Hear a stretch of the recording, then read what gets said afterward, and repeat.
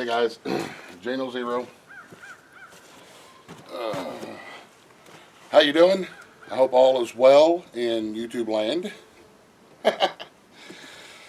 Whatever part of the world that you are in,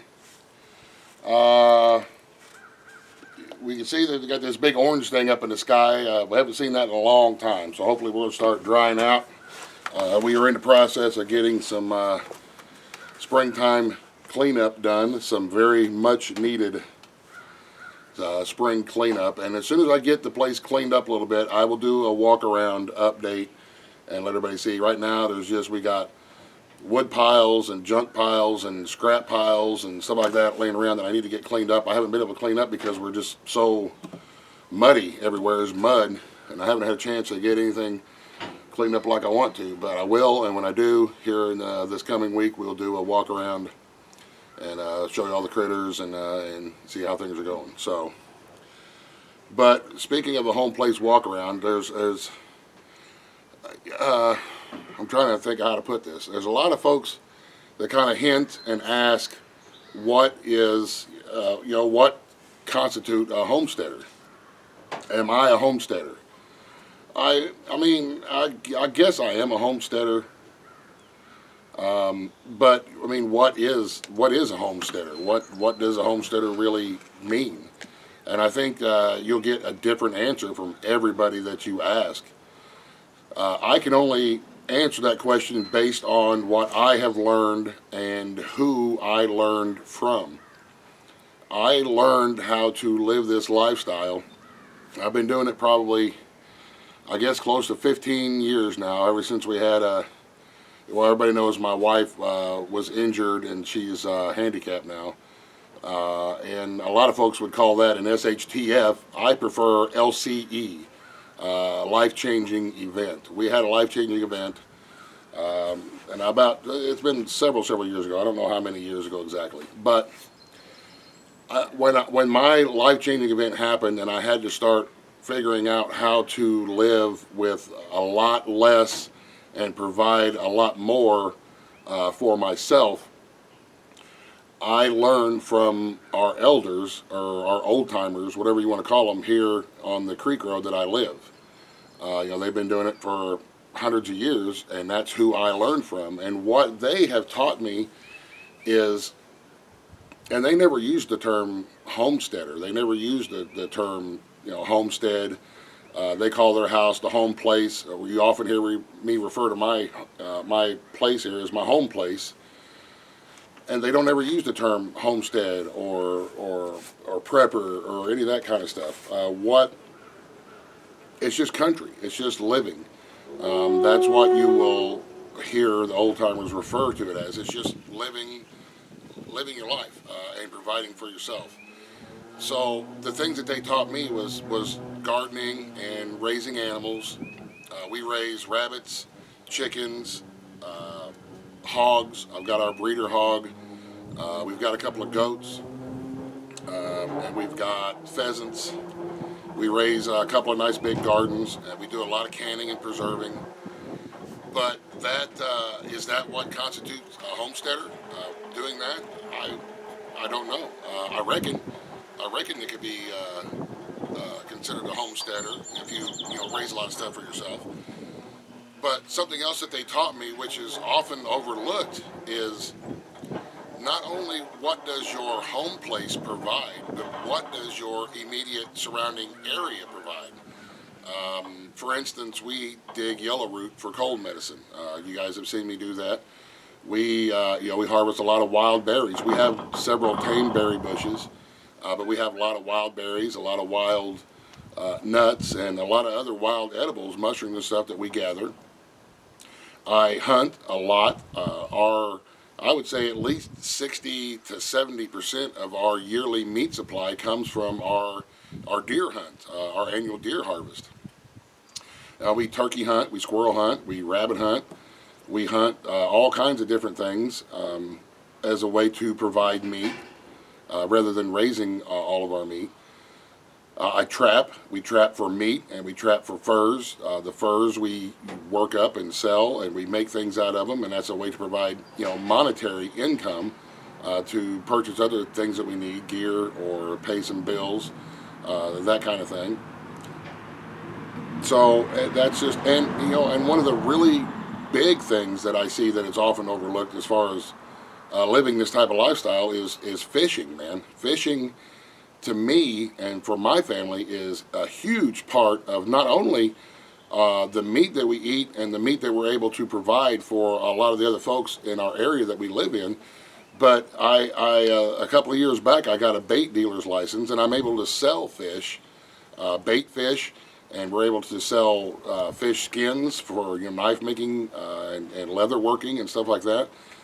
And it's turned into a way to not only provide food, but a way to provide some income as well. So, a fishing pole, it should be on the top of everybody's list of homestead tools that you need. You need a rake, you need a hoe, you need a chainsaw, you need a shotgun, you need a rifle, and you need a fishing pole.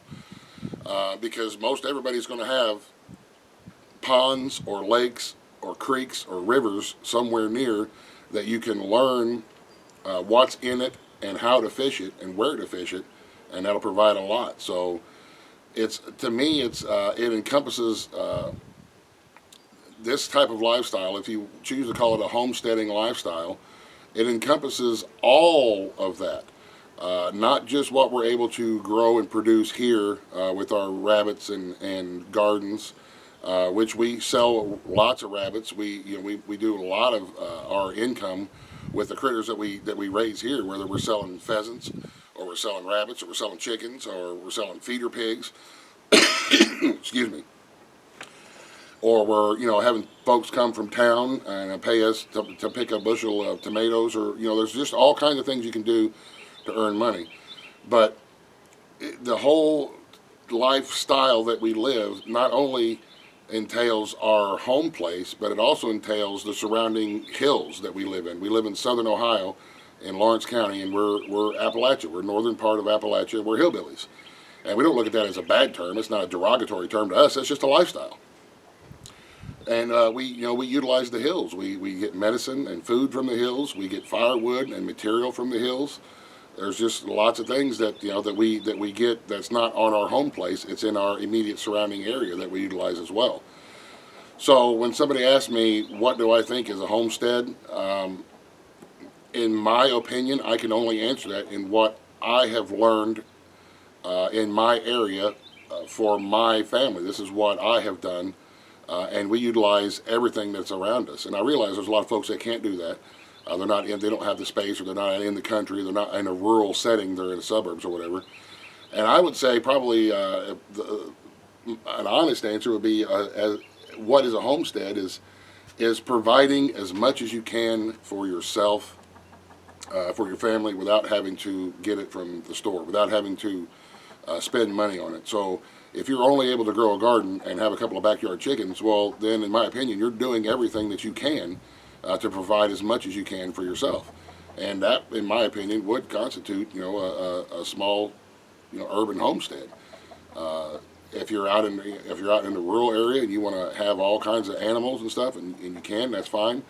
I would be careful adding on. It's easy to overwhelm yourself. I like to have my few minutes of downtime where I can sit down and enjoy God's glory and spend some time with the Lord and have some peace and quiet and a good cup of coffee. I like that little bit of downtime. If we were to bring on more critters and more animals, then that would just cut down the time that we have every day.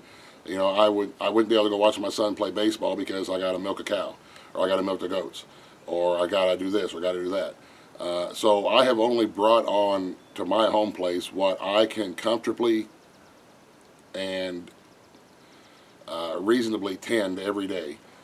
There are some days when you get up in the morning and you're slam jammed all day long, and you're not going to get a break. It's just how it is sometimes, depending on what season you're in, whether you're harvesting or canning or running your trap lines and all that kind of stuff. There's some days you're just not going to get to sit down. That just happens, and that's probably happens with every lifestyle.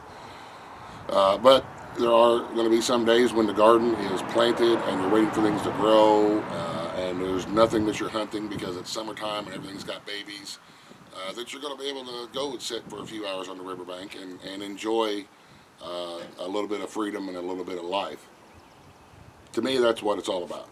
That's the reason that I like this lifestyle the best, is because I have freedom to do what I want. If I wake up in the morning and I'm sick and I'm not going to do anything, then I'm just not going to do anything, and I don't have to answer to anybody except myself why I didn't get anything done today. So anyway, that's just my 2 cents, and I'm nothing special. I am nothing special, not even close to being special. I'm just a regular old dude who was put in a position to where I had to make a change in my lifestyle and a change in the way that I provided for my family, and I did the best I could with what I had, and I learned every chance I get. I'm still learning. Every chance I get, I learn from the old timers, whether it's fishing tips and tricks, trapping, hunting, gardening, anything and everything that I can learn from the elders. I never miss an opportunity to sit down with them and visit for a little bit, because that's where I get most of my knowledge. There's a lot of good stuff on YouTube, and there's a lot of great books out there, but keep in mind, some of the things that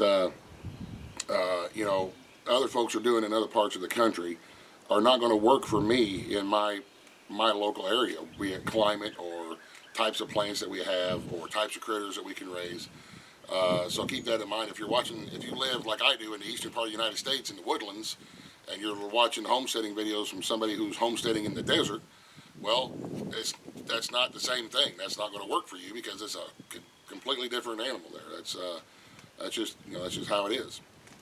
So anywho, that's my 2 cents. I hope I didn't ramble on too much, and I hope that kind of makes sense.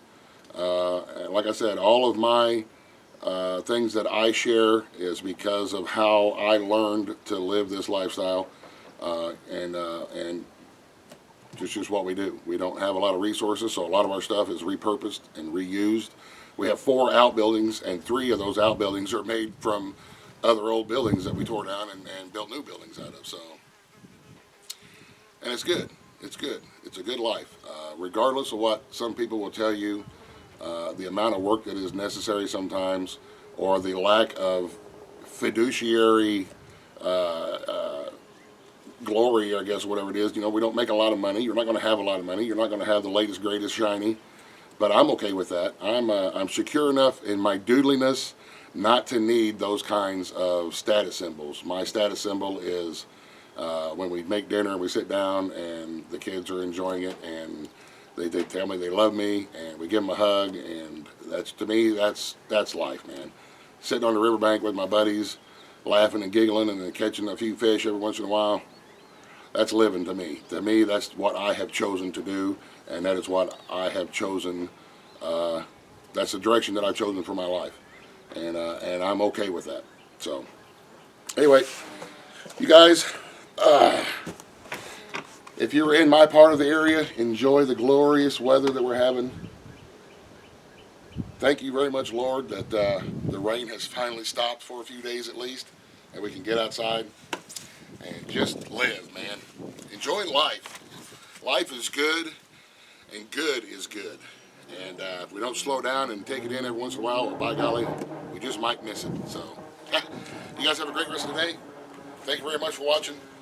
God bless. The end. Buzz, buzz. The end.